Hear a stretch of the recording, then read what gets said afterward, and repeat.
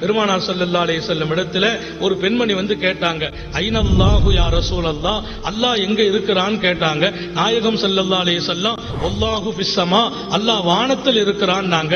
அந்த அம்மா ஒரு பார்வை மேல பார்த்தாங்க, பார்த்துட்டு ரொம்ப சந்தோஷம் அப்படின்னு போயிட்டாங்க. ஏன்னா அந்த அம்மாவுடைய கவனம் நம்மை மாதிரி பல பேர் இன்னைக்கு துவா கேட்கும்போது அப்படி வானத்தை பார்ப்பாங்க.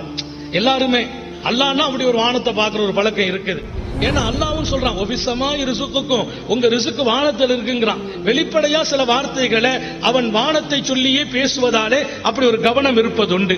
சஹாபாக்கள் கேட்டாங்க, ஆன்மீகத்தினுடைய ஆசானை வாழ்க்கையாக கொண்ட அருமை தோழர்கள், அல்லாஹு பிஸ்ஸமா, நாயகமே வானத்தில் இருக்கான்னு சொல்லிட்டியல, உண்மையிலேயே வானத்தில் இருக்கிறானா?